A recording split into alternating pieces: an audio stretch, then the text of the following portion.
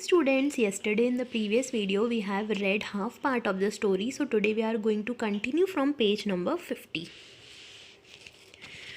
To understand the importance of Fleming's discovery, तो Fleming की discovery की जो इम्पोर्टेंस है वो जानने के लिए we have to go back to the late 19th century. हमें पिछली 19th सेंचुरी में जाना पड़ेगा when Louis Pasteur discovered that many diseases were caused by micro organism, जिसमें लुइस पास्चर ने बताया था, डिस्कवर किया था कि जो छोटे छोटे ऑर्गेनिज्म होते हैं बॉडी में जिनको सिर्फ माइक्रोस्कोप से ही देखा जाता है, उसको उन डिजीज़ के बारे में किसने बताया था? लुइस पास्चर ने. This resulted in determined efforts by scientist who searched for ways to destroy these micro organism. फिर इन बातों को जब पता चला इस चीज़ का, तो वेरियस साइंटिस्ट ने, बहुत सारे साइंटिस्ट ने अपने हार्डवर्क और एफर्ट से ये पता लगाने की कोशिश की कि इन ऑर्गेनिज्म, इन जर्म्स को कैसे ख़त्म किया जा सकता है without harming the person who was infected.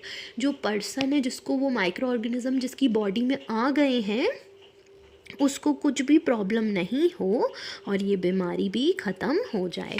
While the scientist were carrying out their experiments in the field, तो साइंटिस्ट भी अपनी एक फील्ड, अपनी एक लैब में अपने पूरे एक्सपेरिमेंट करके चेक करते हैं कि वो एक्सपेरिमेंट वर्कआउट कर रहा है कि नहीं. They often found that their bacterial cultures in the laboratory had been contaminated by other micro organisms, specially fungi.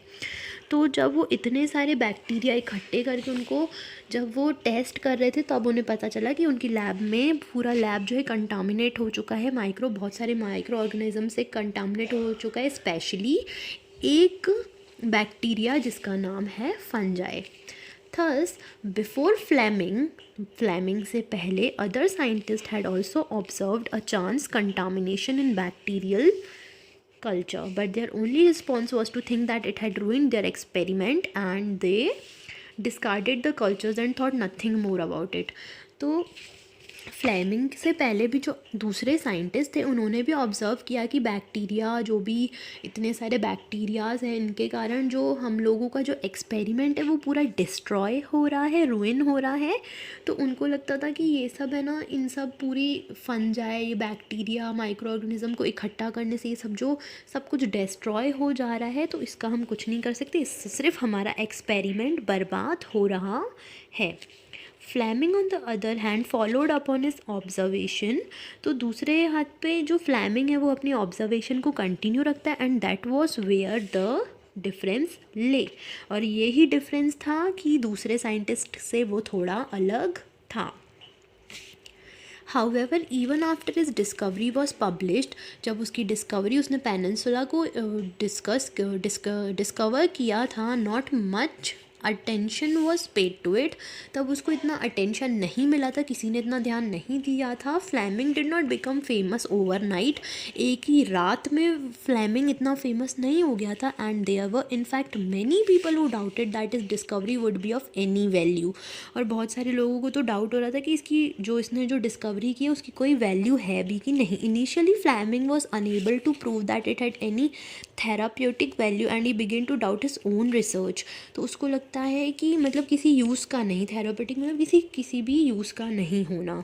तो वो भी लोगों का इंटरेस्ट देखता है कि लोगों को कोई इंटरेस्ट ही नहीं है जानने में, तो लोगों को भी देख के उसको खुद की ही डिस्कवरी पे डाउट होने लग जाता है. But as further test continued, पर जैसे जैसे टेस्ट कंटिन्यू होता है, he begin to realise that penicillin was extremely powerful as an antibacterial compounds. तो वो ये पता लगाता है कि जो पेनिसिलिन है वो बाकी जो उसने भी जितनी भी डिस्कवरी उसमें से सबसे पावरफुल कंपाउंड है. His extracts could be diluted 1000 times and still be effective in killing bacteria. वो इतना ज़्यादा पावरफुल है कि वो बैक्टीरिया को किल करने में बहुत ही मजबूत है. Further tests were done to conclude that penicillin was non toxic.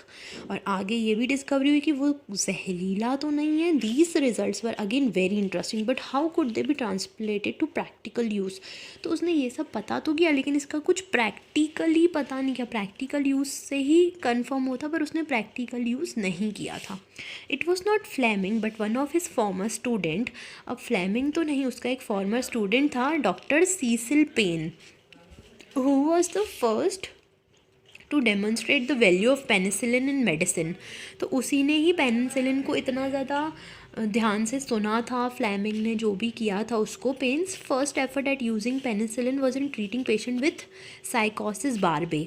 तो वो डॉक्टर था, तो सबसे पहला यूज़ उसी ने उस पेनिसिलिन का किया जो फ्लेमिंग ने बनाई थी। This proved to be a failure but did not dampen his enthusiasm to continue working with it penicillin। तो उसने ये सब किया लेकिन उसको कुछ भी नहीं मिला और इससे वो फेल हो गया, मतलब वो इंसान ठीक नहीं हुआ।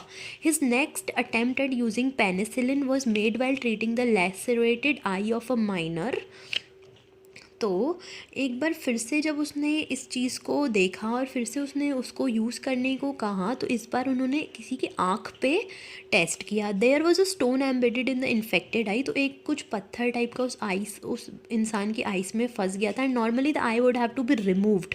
तो क्या होता कि आइस को निकालना पड़ता। However after Paine applied the penicillin extract the miner's eye and eye sight were saved. It was a dramatic success.